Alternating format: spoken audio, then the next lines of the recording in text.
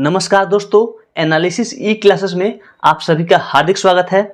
और ये रीजनिंग का 10वां प्रैक्टिस सेट है। इसमें हम रीजनिंग के 10 ऐसे इंपॉर्टेंट क्वेश्चन लेके आए हैं जो UP police, SSC GD, MTS और कई तरह के एग्जाम में क्वेश्चन पूछ चुके हैं। तो चलिए हम लोग स्क्रीन पे दिए गए फर्स्ट क्वेश्चन को सॉल्व करते हैं। इसमें आपको बताना है दी गई आकृति में त्रिभुजों की संख्या ज्ञात करना है। और ये क्वेश्चन जो है यूपी पुलिस 2024 में पूछ चुका है। तो चलिए हम लोग इस फिगर में आपको बताते हैं कि नंबर ऑफ ट्रायंगल्स कितने होंगे। तो सबसे पहले हम सभी ट्रायंगल को अंदर वाले को काउंट करते हैं। ये पहला ट्रायंगल 1 2 3 4 5 6 7, ठीक है। 7 के बाद एक अंदर वाला ट्रायंगल कितना होगा, 8वां ट्रायंगल। और ये एक रहा 12, सबसे बड़ा ट्रायंगल 8 और 1 ये 9, यानी इस फिगर में टोटल 9 ट्रायंगल्स होंगे। ऑप्शन नंबर सी हमारा करेक्ट आंसर होगा। आगे बढ़ते हैं नेक्स्ट क्वेश्चन में। श्रृंखला में अगली संख्या क्या होगा। एक सीक्वेंस दिया है, इसमें आपको बताना है कि नेक्स्ट नंबर यहाँ पे क्या होगा। ऑप्शन आपके सामने दिया गया है।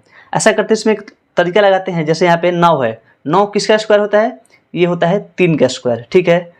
और 27 3 का क्यूब, उसके बाद 81 9 का स्क्वायर, उसके बाद 243, ये किसका स्क्वायर होता है, तो किसी का स्क्वायर नहीं होता है। तो ये यहाँ पे लॉजिक नहीं लग रहा है, इसको हटा देते हैं, ठीक है, इसको छोड़िए। अब यहाँ पे दूसरा लॉजिक लगाते हैं। अगर हम ये देखते हैं, ये 9 से कितना गुना है, तो 9 से ये 3 गुना है, ठीक है। 9 तिया 27, 27 तिया 81, 81 तिया 243, और 243 में भी क्या करेंगे, 3 से गुना करेंगे, यानी सभी नंबर क्या होगा, 3 गुना होते हुए जाएगा। तो 243 गुने 3 कितना होता है, 3 तरीका 9, 4 3 12 और 3 दूनी 6 7, 729 हमारा करेक्ट आंसर होगा। ऑप्शन नंबर सी, ठीक है। आगे बढ़ते हैं नेक्स्ट क्वेश्चन में।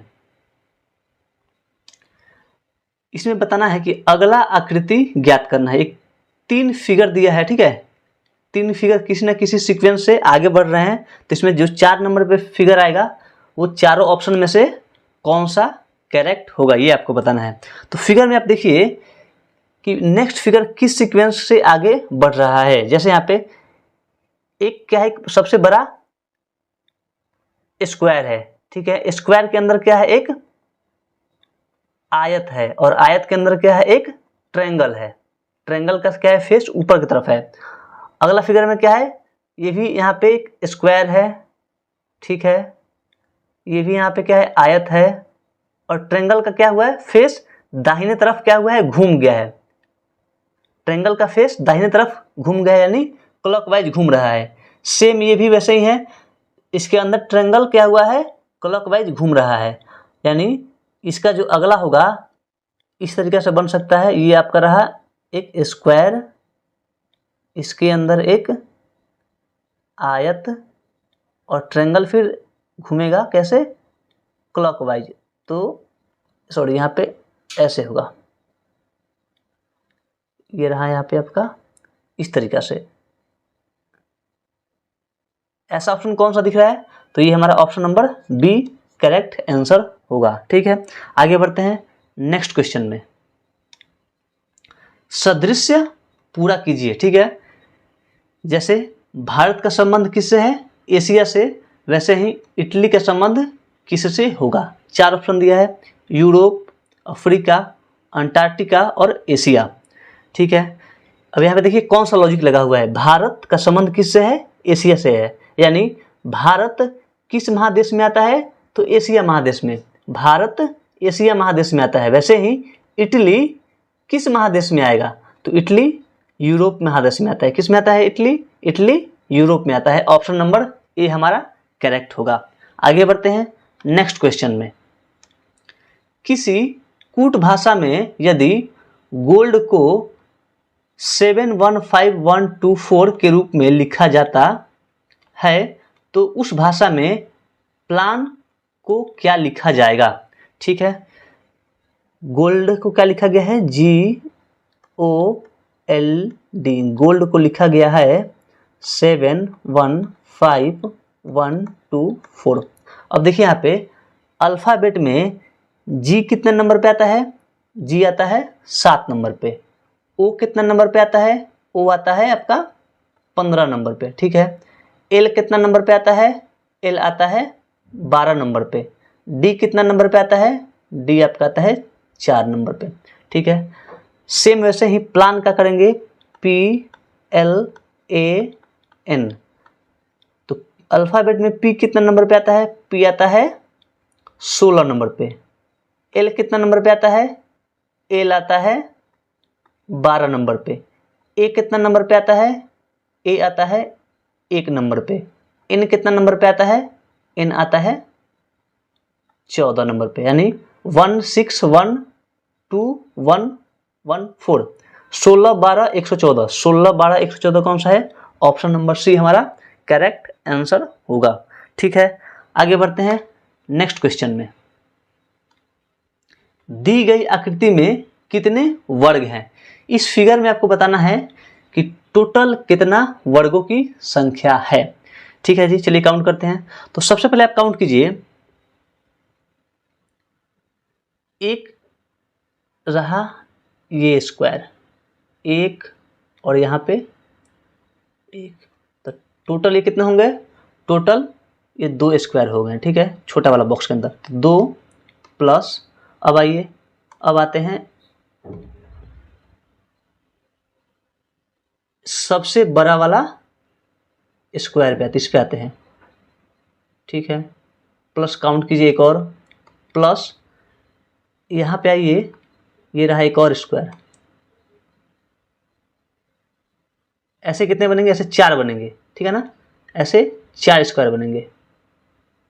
तो 2 ये हुआ और 2 ये भी हुआ,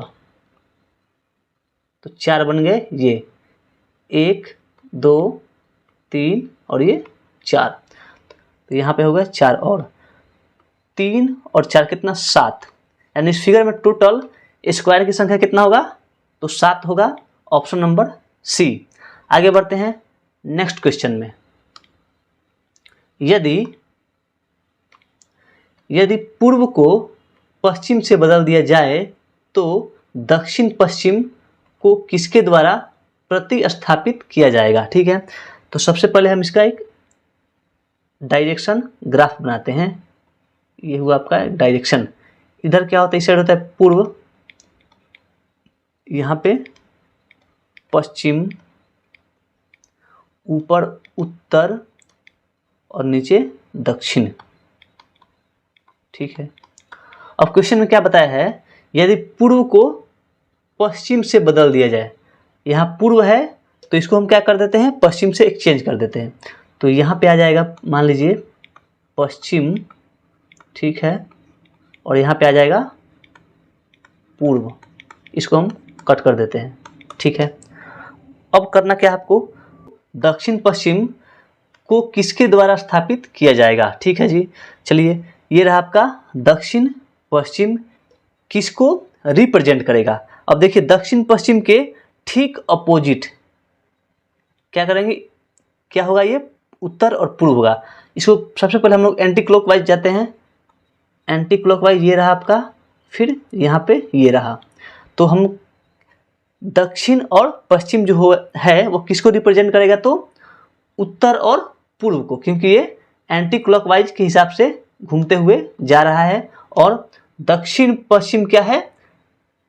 किसको रिप्रेजेंट करेगा? तो उत्तर और पूर्व को। उत्तर पूर्व कौन सा है? ऑप्शन नंबर सी हमारा करेक्ट आंसर होगा, क्योंकि दक्षिण पश्चिम के ठीक अपोजिट। अपोजिट क्यों? क्योंकि हम लोग यहाँ पे पूर्व को पश्चिम माने हैं और पश्चिम को पूर्व माने हैं, इसके लिए ठीक इसके अपोजिट वाला क्या होगा? इसका आंसर होगा। वो भी कौन सा आंसर होगा? तो देखेंगे कि ये क्या है, एंटी क्लॉकवाइज जा रहा है। एंटी क्लॉकवाइज जा रहा है तो उत्तर और क्या होगा? पूर्व हमारा करेक्ट आंसर होगा, ऑप्शन नंबर सी। आगे बढ़ते हैं नेक्स्ट क्वेश्चन में। निम्नलिखित विकल्पों में से असंगत शब्द का चयन कीजिए। 4 ऑप्शन दिया गया है इसमें, इसमें असंगत शब्द कौन सा है वो आपको चूज करना है। मुंबई, रांची, रायपुर और अहमदाबाद। इसमें एक ऑड नंबर है, ऑड शब्द है, वो आपको बताना है कि कौन सा होगा। ठीक है, तो यहाँ पे कौन सा लॉजिक लगेगा इसको देखिए। मुंबई क्या है, तो मुंबई एक राज्य की राजधानी है।